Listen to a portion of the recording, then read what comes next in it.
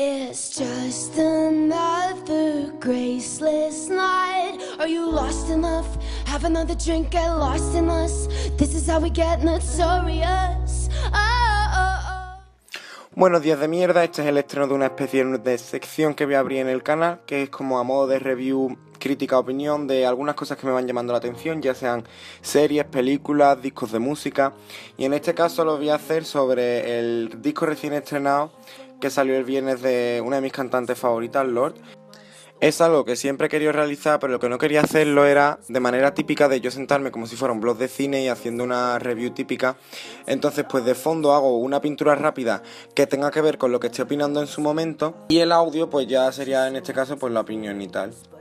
Estaba esperando este disco un montón de tiempo, ya que el anterior disco de Lorde, su disco debut de Pure Heroine, salió en el 2012-2013 si mal no recuerdo, y ha estado todos estos años sin sacar nada propio, solo participando en bandas sonoras como de los Juegos del Hambre y haciendo algunos homenajes como el de David Bowie o Nirvana. Y este disco no es que haya subido un escalón en su carrera, es que directamente ha subido toda la escalera.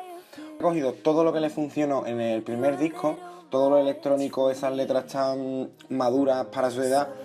y lo ha mejorado pero 100%,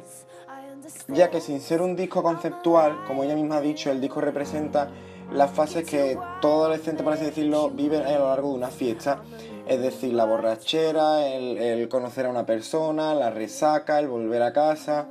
y es lo que se refleja perfectamente en las canciones como Green Light o Perfect Places.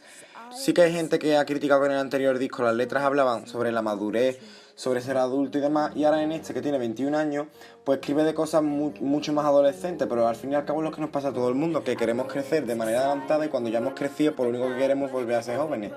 Hablando de las letras, una de las cosas más flipantes es todas las referencias que ha hecho en este disco anterior, como por ejemplo en Sober dice, es hora de bailar con la verdad, mientras que en Team, en el anterior disco, decía, bailemos alrededor de las mentiras que contamos. En The Love Club decía, lo único que quiero estar ahora mismo es sola, mientras que en Perfect Places dice, ahora lo que no puedo hacer es estar sola. La manera en la que ha combinado perfectamente ese ritmo tan electrónico suyo, con por ejemplo los instrumentos de cuerda en Sober 2 o esa pedazo de balada que es Rider in the Dark, es algo que yo nunca había escuchado, porque es que, como ella misma lo dice, yo quería hacer algo único, un sonido mío propio y algo sumamente original. Y por ejemplo en Sober, ese fondo así de música caribeña, cuando de repente el corte y la canción cambia totalmente de registro, o en Hard Feelings, Loveless, es una canción sumamente experimental de 7 minutos en los que de repente, ¡pam!, la canción cambia por completo y ya no tiene nada que ver con el rollo anterior. Y lo guay, por ejemplo, de tanto Sober como Sober 2, sin ser un reprise en el que el rollo sea más o menos el mismo, es una continuación perfecta, porque en Sober es todo más electrónico, más animado, y de repente en Sober 2, ese comienzo con los violines, esos instrumentos de cuerda, de repente ese conjunto de voces tan psicodélicas que tanto la caracterizan, es que es brutal y lo ha combinado de una manera perfecta, porque encima el disco es muy íntimo, ya que lo ha producido en su mayoría con un único productor, Jan Antonov, que es uno de los miembros de Bleachers y el grupo Fan. Es un disco muy personal y de una visión muy íntima, ya que en el caso de discos como los de Beyoncé o Nicki Minaj,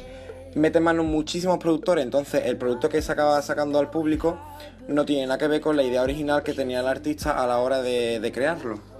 Pero sin duda, si me tuviera que quedar con alguna de las canciones del disco, sería Sober y Sober 2 Melodrama, porque, como ya digo, la continuación de la segunda canción a la primera hace que sea un conjunto brutal y acaba teniendo un sonido sumamente original, porque en Sober la mezcla de esos bongos caribeños, las trompetas, luego de repente los instrumentos de cuerda, es algo que yo nunca había escuchado en otros discos de pop.